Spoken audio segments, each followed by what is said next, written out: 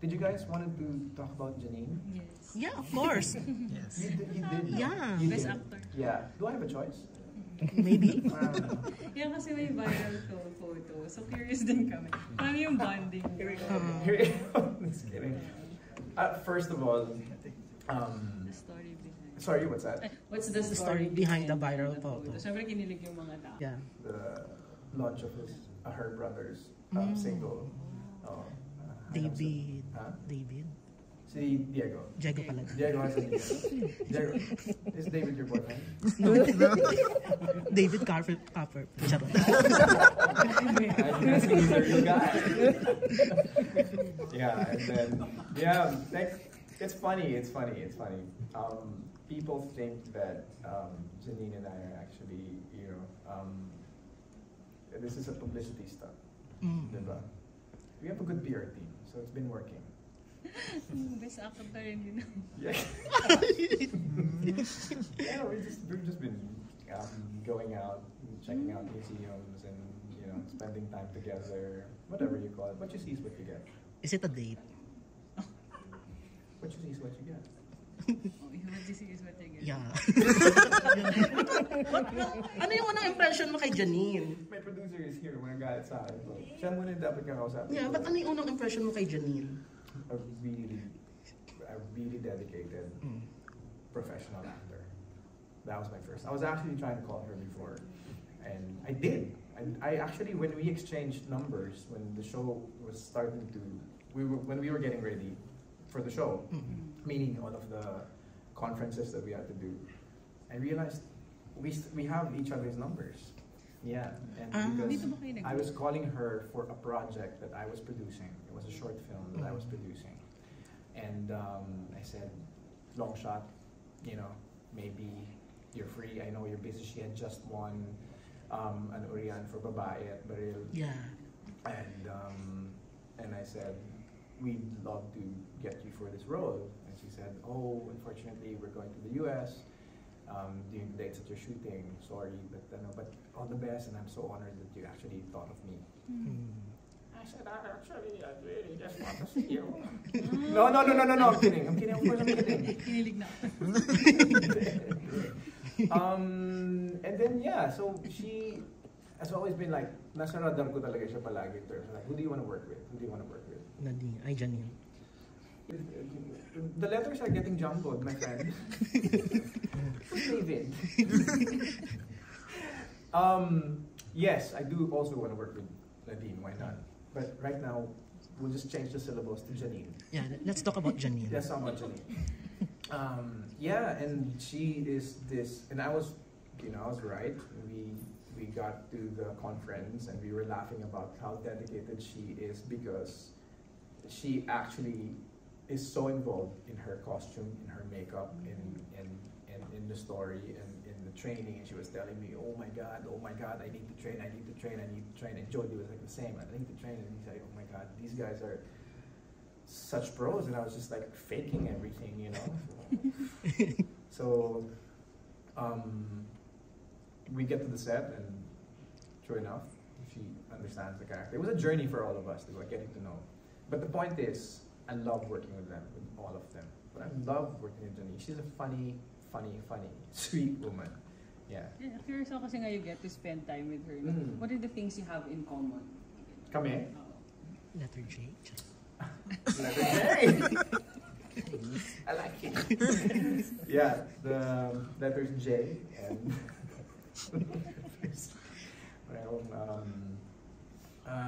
what I think we both like to have fun, and we are sure we like to enjoy characters, and we see the set as a playground, and as artists that's like the best thing ever. It's like you're there and you have a playmate.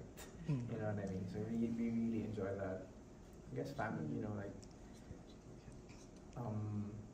a lot of like comedy, humor. We share that. So yeah, that's one of the major things. You said na she's funny. Paano kanya napapatawa? She drugs me. So I think, yeah, something like that. Really? Most of the time I don't remember na eh. Because I'm drugged nga. So, no. She's just like, you know, like she's very Filipino hirit. You know what I mean? You know, it's like, titirayan ka na yung, something like, you know, asaran on the set piece or ganyan. But she has timing. I can't, it's very original. So it's cool, actually. Ikaw ah. Yeah. But is it a plus na magaling magpatawa yung girl? To be honest with you, guys talaga yung hinahanap ko. So, True ba? yeah. But I prefer girls now. For sure. But of course, laughter is so important. You know, like life is hard already. You want to laugh. You just want to laugh. You want to find friends and and people who just make you laugh and also accepts your humor and you're crazy. Parang ganyan. Yes. Oh, you're just Kendra? zooming in. Okay. You're zooming in. Sorry. Ayan. But the show is about Lavender Fields. Yes, not really. Pero ikaw ba, nabigyan mo na ba ng flowers si Janine? Ang galing nun. Hindi ko napansin yung cambio mo doon. Yeah, it's about Lavender Fields. Nabigyan mo na ba si Jelly? How did you think about that? Oh my Yeah, God. I saw many flowers. No.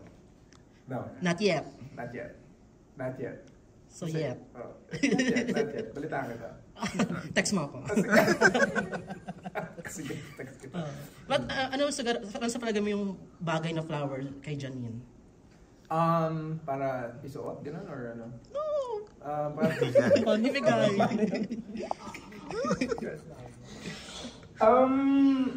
Ano ba? She loves to eat, so chicharon Mas prefer bulaklak. niya yung food. Oh my God! No, I don't know, but anything.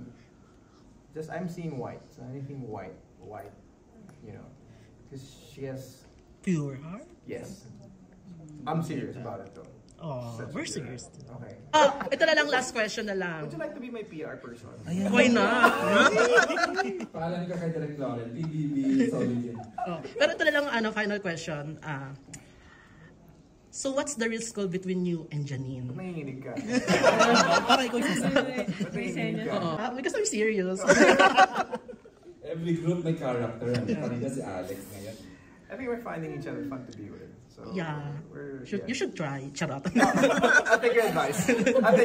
Thank you so much. With that So, but the question- With that last question, go ahead. But yung question, ano yung real score between sa inyo ni Janine?